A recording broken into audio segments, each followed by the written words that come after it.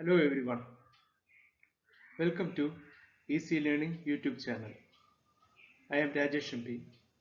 Today I am going to take you to SSLC Social Science Part 2 Chapter 6, a geography chapter that deals with eyes in the sky and analysis of information. It's the first part of this chapter. Before going into the chapter, just let me remind you to subscribe my channel and share it. Please watch the video till the very end and leave your valuable comments in the comment box. Now we can move on to the first question of the chapter. As you all know, I always includes the most important questions and its answers from SSLC point of view. What do you mean by classification of remote sensing? Remote sensing നെ കുറിച്ചാണ് പഠിക്കുന്നത്. അതിന്റെ classifications, അതിന്റെ വ്യത്യസ്തമായിട്ടുള്ള വൈവിധ്യപരമായിട്ടുള്ള കാര്യങ്ങളെക്കുറിച്ചാണ് ആദ്യത്തെ ചോദ്യം. Devices used for data collection in remote sensing are called sensors. Cameras and scanners are sensors.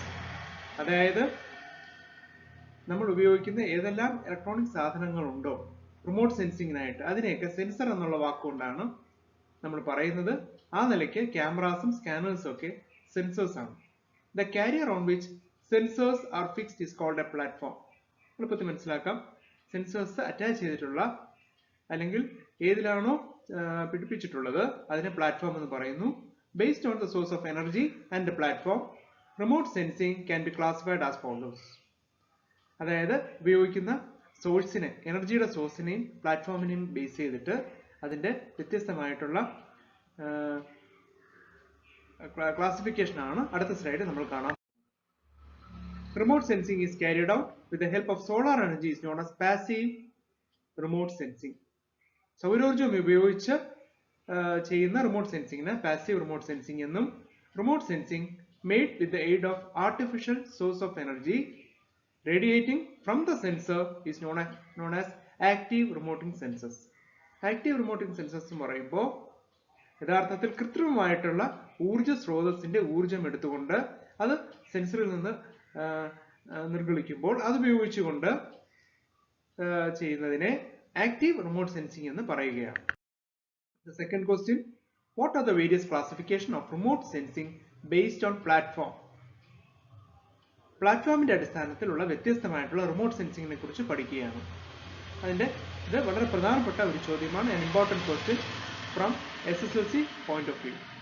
The method of obtaining the Earth's topography using cameras from the ground is known as terrestrial photography.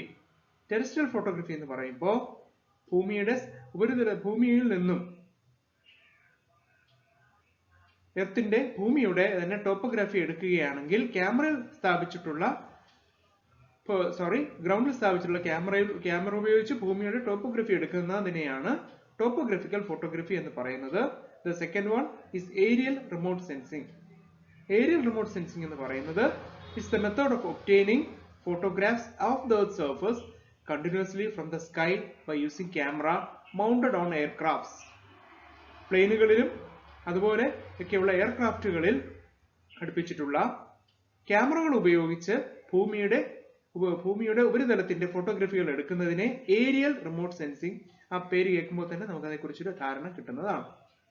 The process of gathering information using the sensors installed in artificial satellites is known as satellite remote sensing. ഉപഗ്രഹങ്ങൾ ഉപയോഗിച്ചുള്ള remote sensing, satellite remote sensing. ഇത് നമ്മൾ outer സ്പേസിലേക്ക് ഭൂമിയിൽ നിന്ന് വിക്ഷേപിക്കുന്ന ഉപഗ്രഹങ്ങളിൽ ഘടിപ്പിച്ചിട്ടുള്ള ക്യാമറകൾ ആണ് ഇതിനായിട്ട് ഉപയോഗിക്കുന്നത്. ഇതിനെ സാറ്റലൈറ്റ് റിമോട്ട് സെൻസിങ് എന്ന് പറയുന്നു. മൂന്ന് തരത്തിലുള്ള ഇതിന്റെയും ഫോട്ടോസ് ആണ് ഇതിൽ കാണിച്ചിരിക്കുന്നത്. The first one, the terrestrial photography. Second one, aerial remote sensing. And the third one, satellite remote sensing.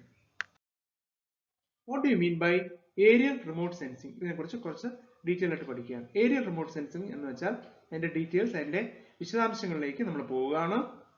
Aerial remote sensing is generally used to gather information about comparatively smaller areas. താരതമ്യേന വിസ്തൃതി കുറഞ്ഞ പ്രദേശങ്ങളെക്കുറിച്ച് പഠിക്കുന്നതാണ് aerial remote sensing എന്ന് പറയുന്നത്. അതിന്റെ data aerial remote sensing വഴിയാണ് സാധാരണഗതിയിൽ വിദഗ്ധർ ശേഖരിക്കുന്നത്. The advantage of aerial remote sensing is that information of any region can be gathered in accordance with our requirements. നമ്മുടെ ആവശ്യാനുസൃതമായിട്ട് ഒരു പ്രത്യേക പ്രദേശത്തിന്റെ ആവശ്യാനുസരണമുള്ള ഡേറ്റ കളക്ട് ചെയ്യുക എന്നത് ഏരിയൽ റിമോട്ട് സെൻസിംഗിലൂടെ സാധ്യമാകുന്ന ഏറ്റവും ഉപയോഗപ്രദമായ ഒരു വസ്തുതയാണ്. Another merit of this method is that contiguous pictures of the areas along the path of the aircrafts are made available. അതാണ് അടുത്തൊരു ഗുണവിശേഷം എന്ന് പറയുന്നത്. ഏരിയൽ റിമോട്ട് സെൻസിംഗിന്റെ അടുത്തൊരു ഗുണമേന്മ എന്ന് പറയുന്നത് യഥാർത്ഥത്തിൽ പറഞ്ഞാൽ the contiguous pictures of the areas, അതിന്റെ യഥാർത്ഥ ചിത്രങ്ങൾ നമ്മൾ നേരത്തെ പറഞ്ഞതുപോലെ എയർക്രാഫ്റ്റ്സിൽ അറ്റാച്ച് ചെയ്ത ക്യാമറ ഉപയോഗിച്ച് ചെയ്യുന്നത് കൊണ്ട് വളരെ വ്യക്തതയോടെ വിദഗ്ധർക്ക് ലഭിക്കുന്നതാണ്. Continuing with aerial remote sensing, the photographs obtained through the method are called aerial photographs. നമുക്കത് സിമ്പിൾ ആയിട്ട് മനസ്സിലാക്കാം. ഇതിനെ aerial photographs എന്ന് പറയുന്നു. In each aerial photograph, nearly 60% of the places depicted in the adjacent photo is included. അതാണ് in each aerial photograph, ഓരോ aerial ഫോട്ടോഗ്രാഫിലും 60% ഏത് പ്രദേശത്തിന്റെ ഫോട്ടോ ആണ് എടുക്കുന്നത് അത് ഉൾക്കൊള്ളിക്കുന്നുണ്ട്.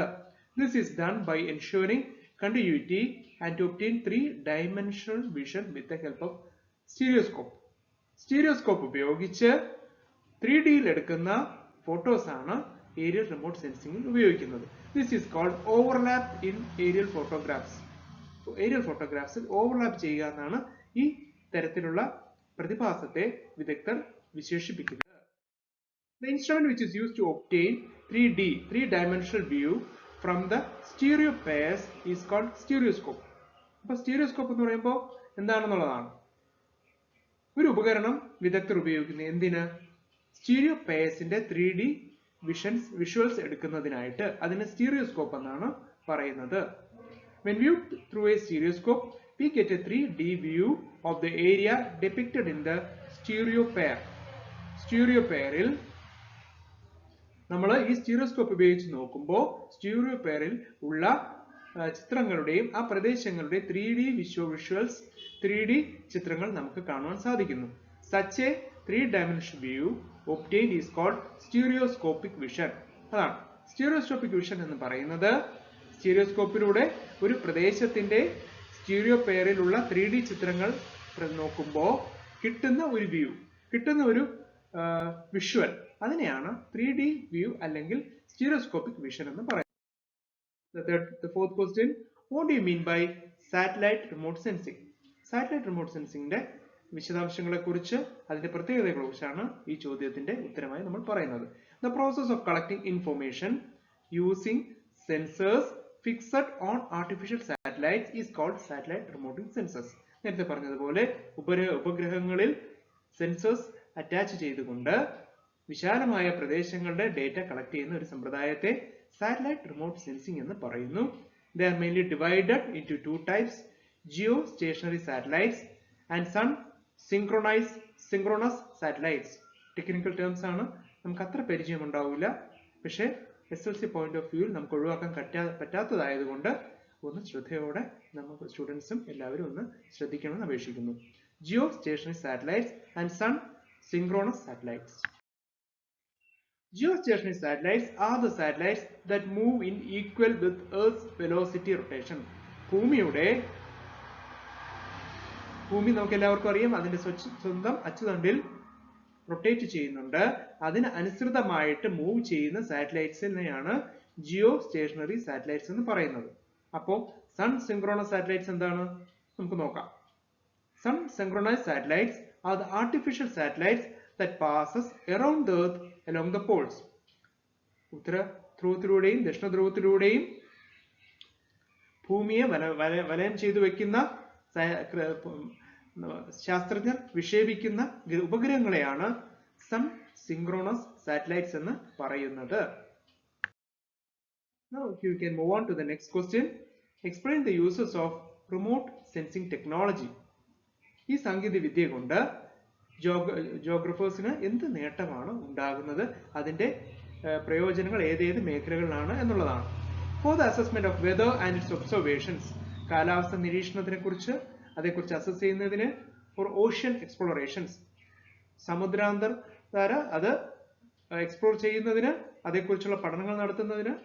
To understand the land use of an area, ഒരു പ്രദേശത്തിന്റെ ഉപയോഗങ്ങൾ എന്തൊക്കെയാണ് അത് മനസ്സിലാക്കുക.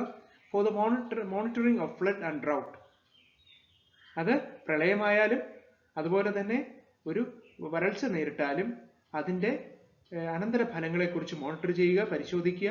Four identifying forest fires in deep forest and to adopt controlling measures. For identifying forest fires, കാട്ടുതീ നിയന്ത്രിക്കുക,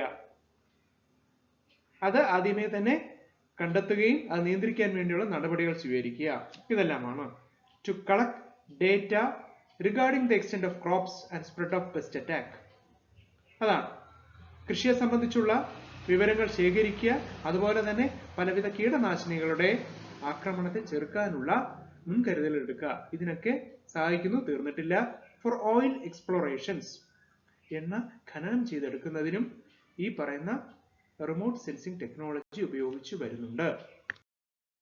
Continuing with this question, to locate groundwater potential places, അതായത് ഭൂമിയുടെ ബെഡിൽ ഉള്ള ഗ്രൗണ്ട് വാട്ടർ അത് സാധാരണഗതിയിൽ ഉള്ള പ്രദേശങ്ങൾ ലൊക്കേറ്റ് ചെയ്യുക. Then again, maps, tables and graphs can be prepared to find scientific answers to our queries by the analysis of the information obtained through remote sensing and other means using a computer-based technology known as GIS or Geographic Information System.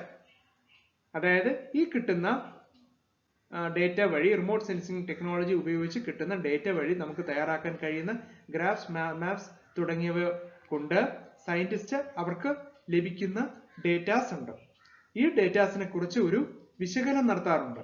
വിശകലനത്തിനായി ഉപയോഗിക്കുന്ന computer സംവിധാനത്തെയാണ്, ആ സാങ്കേതിക വിദ്യയാണ് GIS അല്ലെങ്കിൽ Geographic information system എന്ന് പറയുന്നത്.